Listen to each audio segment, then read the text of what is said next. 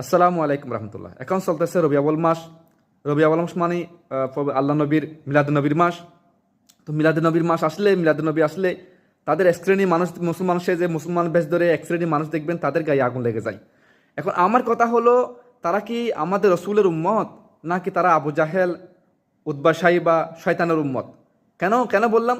কারণ আমার নবীর যখন এই বিলাদত হয়েছিলেন, ওনার যখন জন্ম হয়েছিলেন এই পৃথিবীতে, তখন শয়তান খেঁদেছিল। এবং আবু জাহেল, আবু লাহাব যখন আমার নবীর প্রকাশ পেয়েছিল, নবুয়তের প্রকাশ পেয়ে তারা তারা খেঁদেছিল।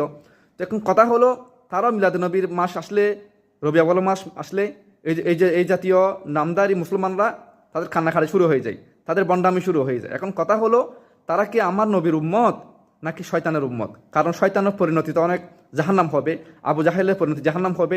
তো যারা তাকে অনুসরণ করবে, তাকে মহব্বত করবে, আমার নবী বিরোধিতা করবে, তার পরিণতিও হবে শয়তানের মতো জাহান্নাম।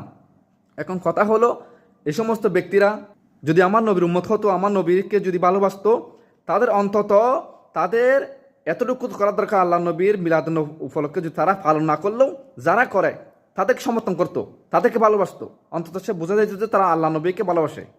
পরিশেষে এটাই বলতেছি, ওই সমস্ত ব্যক্তিদের জন্য আল্লাহ আল্লাহ পাক যে আমাদের জন্য নাজাতের উসিলা হবেন আল্লাহ নবীর মাধ্যমে, আমরা যে সাফায়াত পাবো, তারা সাফায়াতর কখনো তারা সাফায়াত পাবে না, বরং তারা হবে আবু জাহেল, উতবা সাইবা, শয়তানের সাথে জাহান্নামী, চিরস্থায়ী জাহান্নামী হবে তারা।